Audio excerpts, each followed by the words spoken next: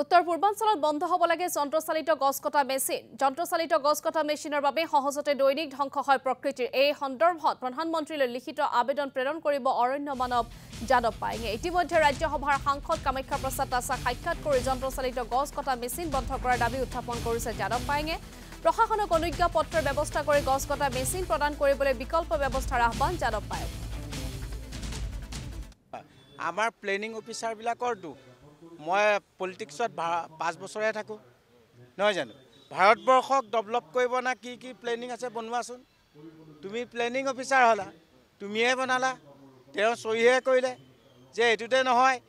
2015 চনত all over India 4 লেন 6 লেন 9 লেনৰ কাৰণে কিমানকৈ ৰজাই ৰোৱা কাটিলে, ব্ৰিটিছে ৰোৱা কাৰণে নিজে কৰে। আৰু বাহিৰৰ দেশত দেখিছোঁ 4 লেন 6 লেন 9 লেন মেট্ৰ' গাড়ী ৰেল গাড়ী ওপৰলৈ বনায়, মাটি অধিগ্ৰহণ কৰি গছ কাটি নবনায়। চিফ মিনিষ্টাৰ, বনমন্ত্ৰী, IAS অফিচাৰ, IFS অফিচাৰ চববিলাক গোট খাই এখন আইন বনাবলৈ ক'লোঁ। এৰাগানবোৰ চিজ কৰি দিয়ক, তাত চৰাই এটাও নাই নহয়। চৰাই আহিলে গছ হ'ব। আৰু এই যন্ত্ৰচালিত ইঞ্জিনটো যে আছে সেইটো বেন কৰি দিবলৈ কৈছোঁ। এইটো বহুত গছ কাটি দিয়ে নহয় একেদিনে। সেইকাৰণে মানুহে এজোপা গছ দৰকাৰ হ'লে কাটি ঘৰত লগালে এইটো এমাহ লাগে, সেইটোতে আকৌ 5 মিনিটতে বহুত ধ্বংস কৰি দিয়ে।